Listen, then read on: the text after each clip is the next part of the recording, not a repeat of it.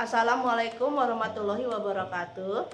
Saya Sastrawati, mahasiswi Prodi Sarjana Terapan Kebidanan, Stikes Mitra Riah Husada, Jakarta. Tahun ajaran 2021-2022. Di sini saya akan menjelaskan tentang persiapan dan perencanaan kehamilan pada remaja, yang merupakan mata kuliah kesehatan reproduksi remaja, prakonsepsi, dan perimenopause, dengan dosen pengampu Ibu Yulia Herawati, SSIT, MKM. Mari kita bahas tentang persiapan dan perencanaan kehamilan. Kehamilan adalah masa dimulainya saat konsepsi sampai lahirnya janin. Lamanya kehamilan normal 280 hari atau 9 bulan, 7 hari atau 40 minggu. Kehamilan remaja adalah kehamilan yang terjadi pada remaja yang berumur di bawah 17 tahun. Kehamilan remaja merupakan masalah sosial masyarakat dan masalah dalam bidang obstetrik. Pernikahan usia muda adalah pernikahan yang dilakukan di bawah usia 20 tahun. Kemudian, pengertian dari perencanaan kehamilan. Perencanaan kehamilan merupakan perencanaan berkeluarga yang optimal melalui perencanaan kehamilan yang aman, sehat, dan diinginkan. Perencanaan kehamilan merupakan salah satu faktor penting dalam upaya menurunkan angka kematian maternal. Menjaga jarak kehamilan tidak hanya menyelamatkan ibu dan bayi dari sisi kesehatan, namun juga memperbaiki kualitas hubungan psikologi keluarga. Begitulah penjelasan singkat tentang perencanaan kehamilan. Berikutnya akan dijelaskan mengenai apa saja yang harus dipersiapkan dalam perencanaan kehamilan. Berikut hal-hal yang harus diperhatikan dalam merencanakan kehamilan. 1. Kesiapan aspek psikologis. Apabila memutuskan untuk hamil, sebaiknya mulai menjalani konseling prahamil.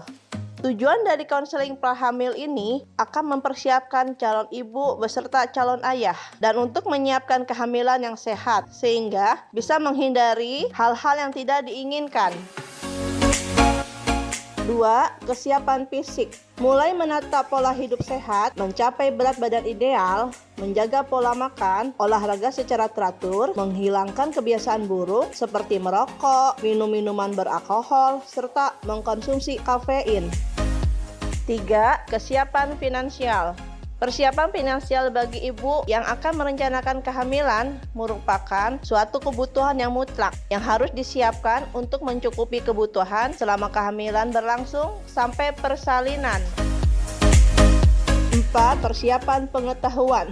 Dalam merencanakan kehamilan yang sehat dan aman, maka setiap pasangan suami istri harus mengetahui hal-hal berpengaruh dalam perencanaan kehamilan atau dalam masa kehamilan. 5. Kesiapan aspek usia.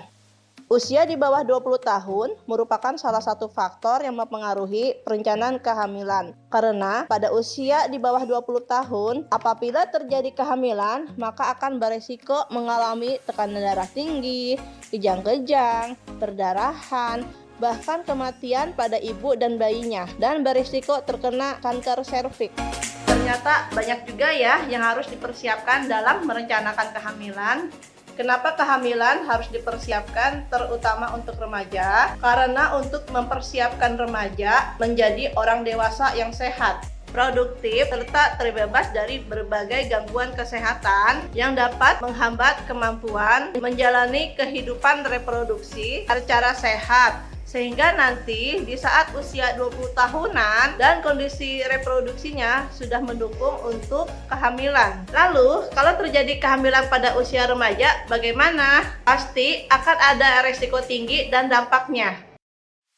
Resiko tinggi kehamilan usia kurang dari 20 tahun. 1. Resiko bagi ibunya yaitu mengalami perdarahan, kemungkinan keguguran atau abortus, persalinan yang lama dan sulit, mudah terjadi infeksi, anemia kehamilan, atau kekurangan zat besi dan kanker leher rahim.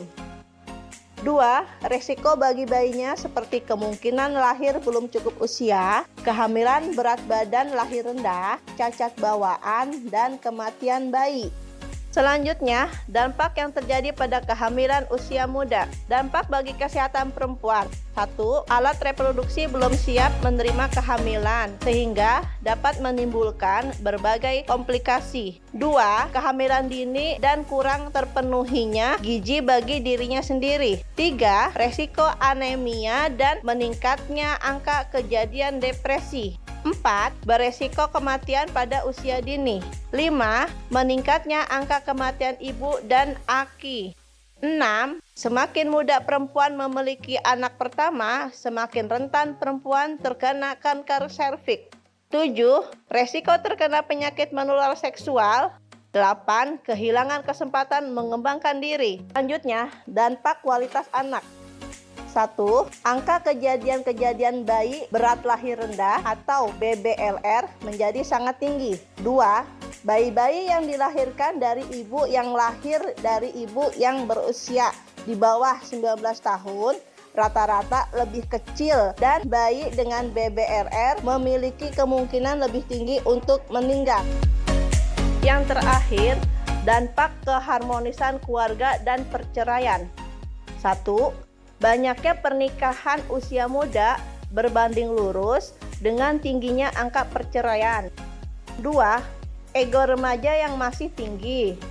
3. Banyaknya kasus perceraian merupakan dampak dari mudanya usia pasangan yang bercerai ketika memutuskan untuk menikah.